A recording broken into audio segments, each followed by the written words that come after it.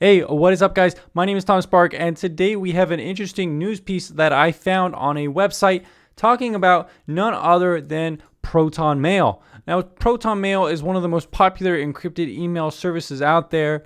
I don't personally use it, but I know a lot of people like it, and generally it seems to have a good reputation from people. Now, one of the most egregious things you could do in the privacy community is share data with authorities.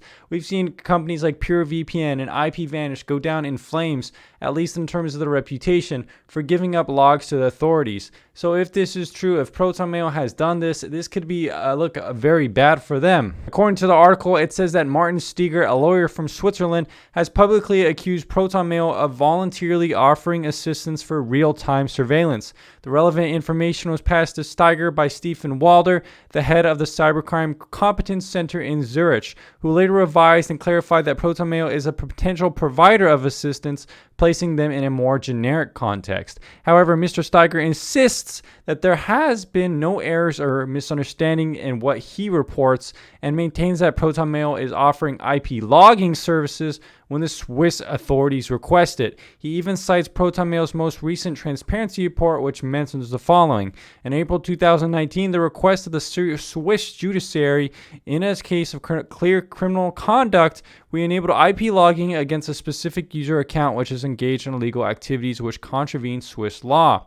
So a lot of people on the internet believe that jurisdiction is everything. They believe that if you are using a US-based email service, if you're using a US-based VPN, that automatically these companies are gonna be holding to the NSA or CIA or whatever and give up all your data.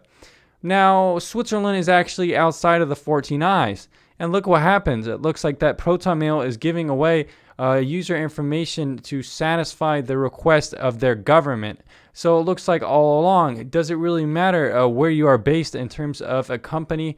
Well, not really, because every government, again, can request data, and this is another good example of it happening. The article then goes on to explain that the Proton Mail is not offering assistance voluntarily, but only after obliging orders that concern criminal cases. Moreover, they highlight the fact that their service features end-to-end encryption, which practically means they cannot provide unencrypted user messages to a court no matter what order is issued. Proton Mail's terms and conditions forbid users from using the email services to conduct illegal activities, and so an investigation concerning such infringements, the company is always on the police's side. However, they only do this when they are ordered by a Swiss court or prosecutor. In his blog post, Mr. Steger is mentioning the problem that arises from the metadata and how real-time surveillance is possible through Proton Mail's offering. However, even if Proton Mail isn't revealing the actual content of the email messages, the metadata would be enough for authorities to draw safe conclusions and learn a lot about one's life. So even if the emails are encrypted, there is still enough data that Proton Mail is giving away that this could be a pretty big deal. The article also smartly suggests that Proton Mail is always bragging about how they're based in Switzerland and how they love to evoke this in their promos as a way of not being applicable to surveillance measures by secret services and police. However, this example shows very clearly that they are. So what do you guys make of this? Would you trust Proton Mail and use it as a service even if they can give up logs at any time to the authorities? Maybe the emails are encrypted, but there's still a lot of metadata to be had. What do you think? Let me know down in the comments down below. And as always, stay with Tom Spark Reviews for the latest and best VPN news and honest content here on YouTube. See you later.